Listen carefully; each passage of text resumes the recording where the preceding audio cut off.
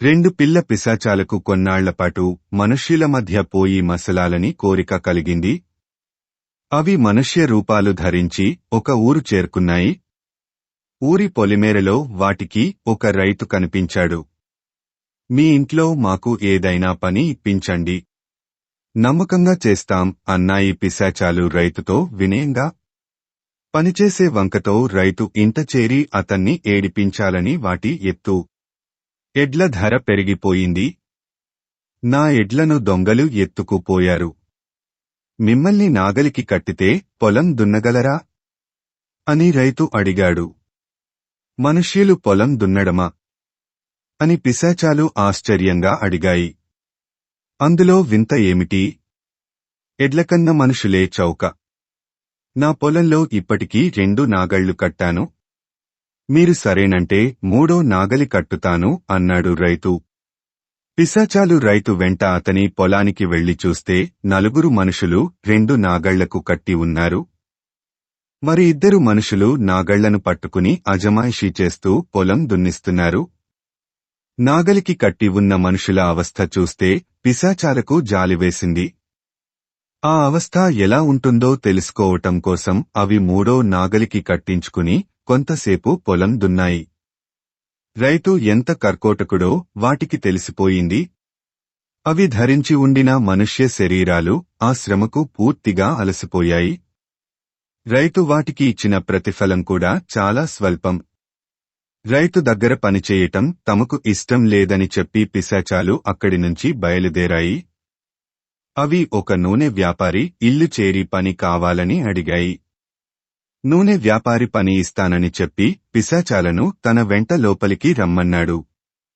అతను వాటిని ఒక రహస్యపు గదిలోకి తీసుకుపోయి, మీరు ఈ గదిలోనే ఉంటూ రోజూ ఈ ఫలాల నుంచి నూనె తీస్తుండాలి అన్నాడు.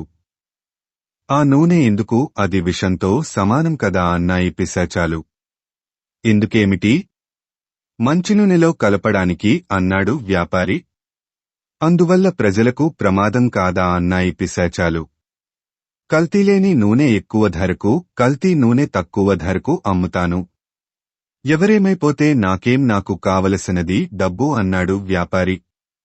పేదవాళ్లందరూ చవకగా కల్తీ నూనె కొనుక్కుని రోగాలు తెచ్చుకుంటారని పిశాచాలకు అర్థమయ్యింది. ఈ పని మాకు నచ్చలేదు అని నూనె వ్యాపారికి చెప్పాయి. నచ్చలేదంటే కుదరదు, నా రహస్యంతో మిమ్మల్ని బయటికి పోనిస్తానా? ప్రాణాలతో మీరు బయటికి పోలేరు అన్నాడు వ్యాపారి. అలాగా అంటూ పిశాచాలు మాయమయ్యాయి. అక్కడి నుంచి అవి ఆ దేశపు రాజు వద్దకు వెళ్లాయి. ఆ సమయంలో రాజు సేనాధిపతిని మందలిస్తున్నాడు. ప్రజలు పన్నులీయమంటే కారాగృహంలో తోసి కొరడాలతో కొట్టండి. బలవంతంగా ఇళ్లలో జొరబడి పన్నులు వసూలు చెయ్యండి. పిశాచాలు 2 భటుల వేషంలో అక్కడ ప్రత్యక్షమయ్యాయి. వాటిని చూస్తూనే సేనాధిపతి, రాజాజ్ఞ విన్నారుగదా, ఇక వెళ్ళండి అన్నాడు. పిశాచాలు అక్కడి నుంచి పోబోతుండగా రాజు తన రాజనర్తకి నృత్యం చూసే వేళ అయిందని వెళ్లిపోయాడు. పిశాచాలు అనేక చోట్లకు వెళ్లి ప్రతిచోటా ఎంతోసేపు ఉండలేకపోయాయి. చివరకు అవి ఎంతో నిరుత్సాహపడి తమ పిశాచాలు ఉండే చోటికే వెళ్లిపోయాయి. ఒక పెద్ద పిశాచం వాటిని పలకరించి, అప్పుడే వచ్చేశారా? చాలా కాలానికి గాని రారనుకున్నాను, ఏం జరిగిందేమిటి అని అడిగింది.